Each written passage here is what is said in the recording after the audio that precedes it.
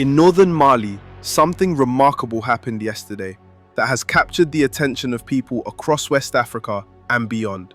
More than 200 young fighters who had been part of an armed insurgent group called JNIM decided to surrender to Malian forces.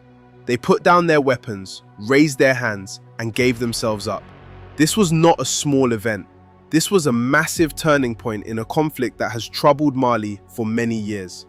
The images started appearing on social media first.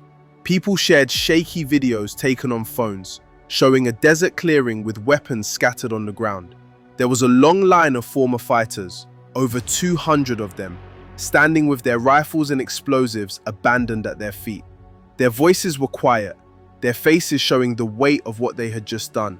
They were no longer rebels.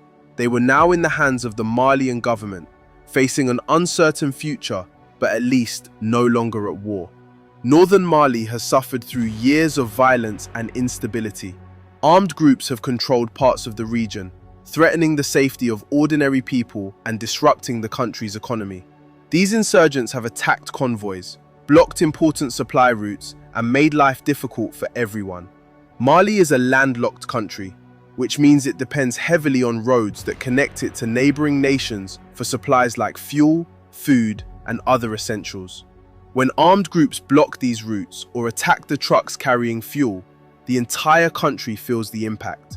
Fuel prices go up, transport becomes more expensive, and people in cities and villages alike struggle to meet their daily needs. This particular group of JNIM fighters had been causing serious problems for weeks. They were blocking fuel tankers, attacking convoys, and making the national fuel crisis worse. Every tanker they stopped or destroyed meant less fuel for the country. Cities experienced shortages. People waited in long lines at gas stations. The cost of transportation increased, making everything from food to medical supplies more expensive. The Malian government saw this not just as an attack on supply lines, but as an assault on the dignity and well-being of the entire nation. So the military decided to act. They planned a careful operation, tracking the movements of these insurgents for weeks. They studied their patterns, identified their locations, and waited for the right moment to strike. When that moment came yesterday, Malian forces moved quickly and decisively. They surrounded the rebel group, cut off all their escape routes, and closed in from every direction. The insurgents suddenly found themselves trapped with nowhere to run and nowhere to hide. What happened next was extraordinary. As the military tightened the circle around them, the rebels realized they were completely surrounded. According to witnesses, their leader began shouting accusations at one of his own men, someone named Hussein. The leader claimed that Hussein had betrayed them, that he had taken money and led them into a trap. He accused Hussein of working with the enemy and bringing them to a place where they could not escape. Panic spread among the young fighters. They had trusted their commander, and now he was telling them they had been sold out. Then their leader did something unexpected. He told them to lay down their weapons. He told them it was over, that if they kept fighting, they would all die. This was an admission of complete defeat. For an insurgent commander to tell his fighters to surrender is almost unheard of. But that is exactly what happened. One by one, the fighters obeyed. They dropped their weapons in the dust. They raised their hands. The fighting stopped not with gunfire, but with silence. The Malian forces moved in with professionalism and discipline. They detained each fighter systematically, collected all the weapons, and secured the ammunition and explosives.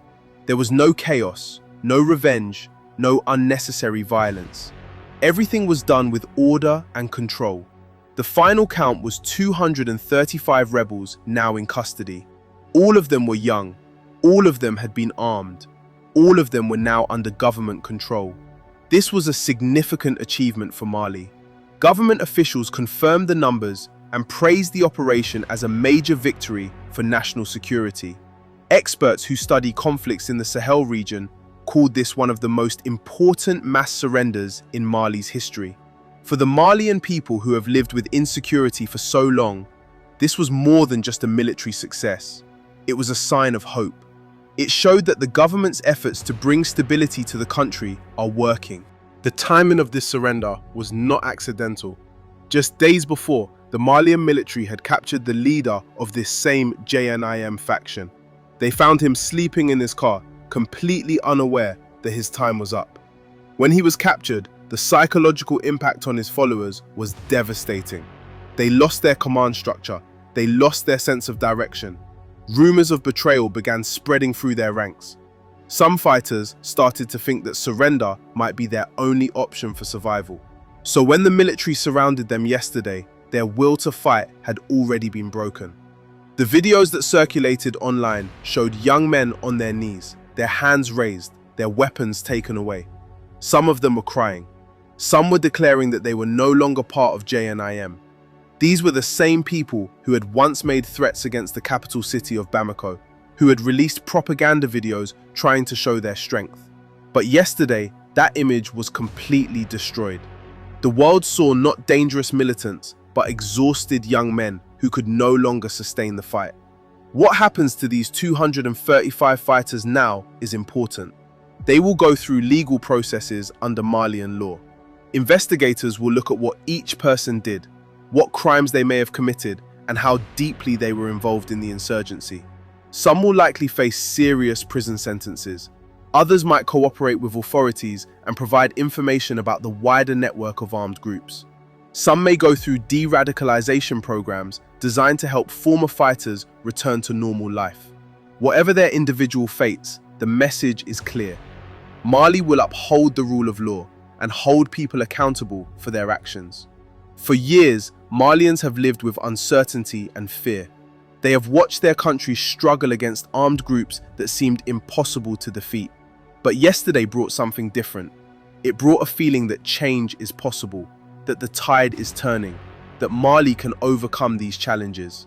The resilience of the people, combined with the determination of the government and the discipline of the military, created a moment that will be remembered in history. The surrender of 235 fighters is significant, not just as a number, but as a symbol. It shows that even well-armed insurgent groups can be defeated when the government uses smart strategy and sustained pressure. It shows that young men who were drawn into violent movements can find a way out. It shows that Mali, a country that has been underestimated by many, has the strength to take control of its own future. This is not the end of all Mali's security challenges. There are still armed groups operating in parts of the country. There is still work to be done to bring lasting peace and stability. But yesterday was undeniably a turning point. It was a moment when things shifted, when the balance of power changed, when hope replaced despair. Mali has shown its full strength to the world. The country has demonstrated that through unity, strategy, and determination, even the most difficult problems can be solved. This is Mali's moment. This is a victory for every Malian who has endured hardship and kept faith in a better future. If this story moved you, if you want to stay informed about important developments across Africa, subscribe to One Africa. Join our community of viewers who believe in the strength and potential of African nations. Hit that subscribe button, turn on notifications, and share this video with others who need to hear stories of hope and resilience from across our continent. Together, we can amplify the voices and victories that matter. Thank you for watching One Africa.